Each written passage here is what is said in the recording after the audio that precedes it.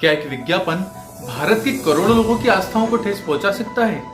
क्या एक विज्ञापन का मकसद सिर्फ सामान बेचना होता है या फिर ये लोगों के मन और मस्तिष्क पर भी गहरा असर डालता है?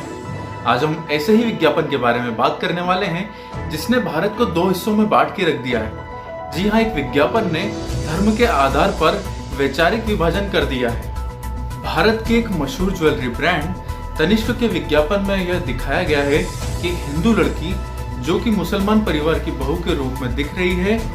इस वीडियो को देखने के बाद बहुसंख्यक लोग काफी भड़क चुके हैं और उनका कहना यह है कि इस विज्ञापन की स्टोरी लाइन उल्टी होनी चाहिए थी और ये लव जिहाद जैसा दिखता है। यानी एक हिंदू परिवार में एक मुसलमान बहू को दिखाया जाना चाहिए था। लेकिन अब यह सवाल उठ रहे हैं, क्या ऐसा होना संभव है भी हमारे देश में? क्या अगर इसकी स्टोरी लाइन चेंज कर दी जाए तो क्या इस विज्ञापन की उतनी ही तारीफ होती?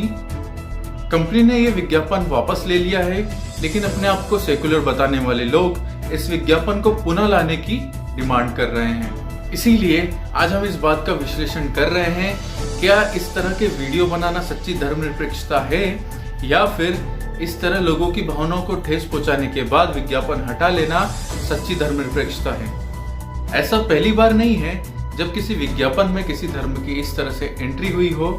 हमारे भारत में प्रमुख तौर पर 6 धर्मों को माना जाता है: हिंदू, मुस्लिम, सिख, ईसाई, जैन, बौद्ध। हमारे देश में करीब 135 करोड़ लोग हैं। इसमें सभी धर्मों को मानने वाले लोग हैं। सभी की बराबर की हिस्सेदारी है, कोई छोटा नहीं है, कोई बड़ा नहीं है और होना भी नहीं चाहिए। लेकिन हिंदुओं की संख्या ज्यादा होने के कारण उन्हें बहुसंख्यक कहा जाता है और पहली बार उनकी भावनाओं को इतनी ठेस पहुंची कि उन्होंने इसका विरोध किया और तनिष्क को अपना यह विज्ञापन वापस लेना पड़ा। इस पूरे विवाद पर कंपनी ने एक बयान जारी किया है जिसमें लिखा है, इस विज्ञापन अभियान का मकसद लोगों की एकता को सेलिब्रेट करना था, जश्न मनाना था। लेकिन इस विज्ञापन पर जिस तरह की प्रतिक्रिया आई है उसके उद्देश्य से बिल्कुल विपरीत हैं। हम इससे बहुत दुखी हैं और हम लोगों की भावनाओं का ख्याल रखते हुए और अपने कर्मचारी, पार्टनर्स और स्टाफ की सुरक्षा को ध्यान में रखते हुए इस विज्ञापन को वापस ले रहे हैं। इस विज्ञापन के मुद्दे से हमारा देश 2 वर्ग में बढ़ चुका है। पहला वर्ग का कहना यह है कि इस तरह के विज्ञापन पर रोक लगना चाहिए ताकि आगे भी ना ऐसे बन पाए, और दूसरा वर्ग का कहना यह है कि कंपनी का इस तरह विज्ञापन वापस ले लेना दुर्भाग्यपूर्ण है। कंपनी को इस तरह दबाव में आकर वापस नहीं लेना चाहिए यह विज्ञापन। और ये वही लोग हैं जो अपने आप को सेक्युलर कहते हैं और इनका यह भी कहना है कि भारत की धर्मनिरपेक्षता इससे खतरे में आ जाएगी। लेकिन ऐसे लोगों से मेरा यही कहना है कि जिस तरह से कंपनी ने वीडियो वापस लिया है, यह भी एक धर्मनिरपेक्षता का ही परिचय है। हो सकता है कुछ लोग उसमें सेक्युलरिज्म ढूंढ रहे हों, लेकिन बहुसंख्यक लोगों की भावनाओं को ठेस न पहुंचाना, उनकी भावनाओं की कदर करना भी एक सच्ची धर्मनिरपेक्षता ही मानी जाएगी। क्योंकि सच्ची धर्मनिरपेक्षता तभी दिखती है जब आप लोगों की भावनाओं का ख्याल करते हैं, लोगों की भावनाओं की कदर करते हैं।